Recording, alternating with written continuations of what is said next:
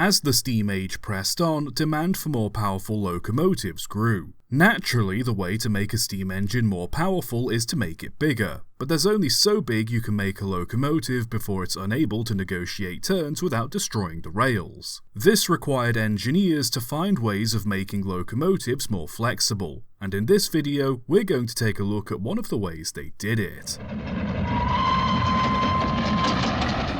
Today, we're looking at Mallet engines.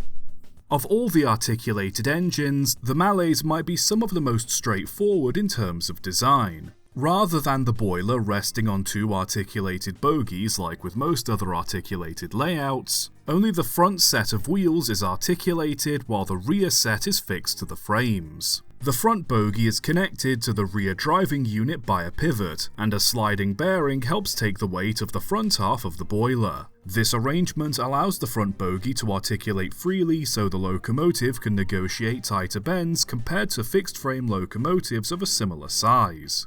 Unlike designs such as the Mayors, however, in which both the front and rear driving units are articulated, because the rear unit is fixed to the frames like on a standard locomotive, it allows the engine to still benefit from various aspects of conventional locomotive design, such as a larger firebox, simpler steam circuitry, and the option for a more complex boiler. This layout also makes them very easy to compound. Typically, the rear set of cylinders would be high pressure while the front set would be low pressure. Flexible, high-pressure steam pipes are notorious for being difficult to design and maintain, making them a common sore point for most articulated locomotives. Low-pressure steam pipes, on the other hand, are much easier to keep steam tight, so by having the front articulated bogie use low-pressure steam, you gain the benefits of articulation while keeping maintenance simple and still being able to use rigid, easy-to-maintain high-pressure pipes for the rear cylinders. While perhaps not as flexible as the rest of its articulated counterparts, it's this layout and customizability that helps the Mallet strike a balance between practicality, ease of maintenance, power, and flexibility. The first Mallet engines were built in the 1870s, designed by Swiss engineer Jules Theodore Anatole Mallet, and were not articulated. Instead, these were just two-cylinder compound locomotives, Mallet being the first to design a successful compound locomotive for railway use. To quickly summarize for those who don't know, compounding is when a steam locomotive uses both high and low pressure steam to power its wheels. Steam is taken directly from the boiler to power the high pressure cylinders, and then the exhausted, low pressure steam is reused by an additional set of low pressure cylinders. Alas, railways were uninterested in compound designs at the time, and so Mallet set about trying to create a more practical and appealing compound engine. He felt that articulation was the best way to demonstrate his ideas, and patented the first example of the flexible Mallet design we all know today in 1884. The compounding combined with the articulation was intended for use on narrow-gauge railways as a means of squeezing more power into locomotives on lines that had restrictive sizes and axle loads. The first of these Mallet engines was built in Belgium in 1888 for Paul Decoville, who used it to demonstrate his 60cm gauge railway system at the 1889 Paris exhibition. This immediately caught the attention of the public, and not long afterwards, several 0440 tank engines were ordered for use on a few narrow-gauge railways. By 1891, standard gauge Mallets were being built, and by 1900, over 400 Mallets were being used across Europe.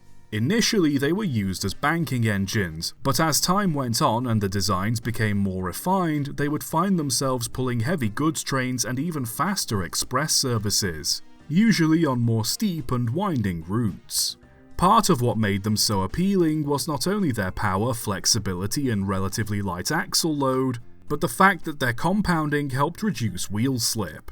If the high-pressure wheel set slipped, the pressure from the exhaust steam would build up and the back pressure would stop the wheels from moving. Meanwhile, if the front wheel set slipped, the cylinders would eventually run out of steam and stop. The Mallets, however, would take on a whole new life in North America, where the very liberal loading gauge allowed them to truly push the limits of what they were capable of. The first American Mallet was an 0660 built for the Baltimore and Ohio Railroad in 1904, nicknamed Old Maud. While engine crews didn't like the locomotive at first due to its restricted speed limit, they eventually grew fond of the engine, and it wasn't long before more Mallets were built.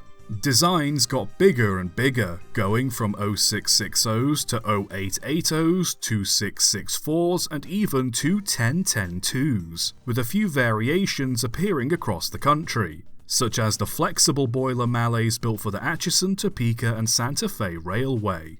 And they weren't just useful as massive mainline engines, as their wheel arrangement made them ideal for logging railroads too. Ironically, they got so big that railroads had to stop compounding them. Compounding had already fallen out of favour in the US by the 1920s, with many railways experiencing issues with wheel slip and imbalances between axle load and adhesive weight on their Mallet engines. Some low-pressure cylinders were up to 4 feet in diameter and were so large that it was impossible to design adequate valves for them. As such, a new variant of simple expansion, non-compounded Mallets appeared in the US, culminating in the creation of the Union Pacific Big Boys in 1941, which were not only incredibly strong, but could reach up to 70 miles an hour. Mallet himself, however, did not approve of the simple expansion designs, as he had designed the engine as a means of promoting and demonstrating the benefits of compounding, something which his successors André Chapillon and Nigel Gresley used to great effect.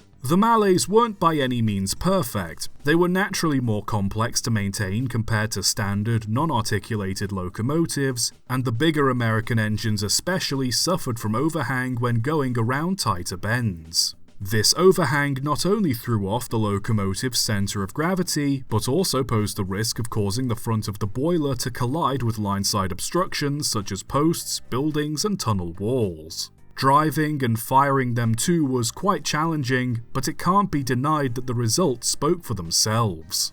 With great power and flexibility while still being relatively simple to operate and maintain, they became the most numerous type of articulated locomotive in the world, working all around Europe, such as in France, Germany, Belgium, Sweden, Yugoslavia, Hungary and Russia, North America including Canada, and even as far as Asia, working in China, Indonesia and Japan. They proved to be so popular that new examples were still being built as late as 1962.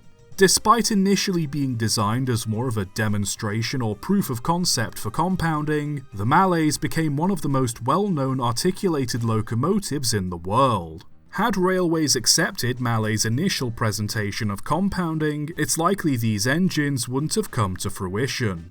Just goes to show that great things can come as a byproduct of not giving up on an idea, even if it is somewhat unintentional. Subscribe for more.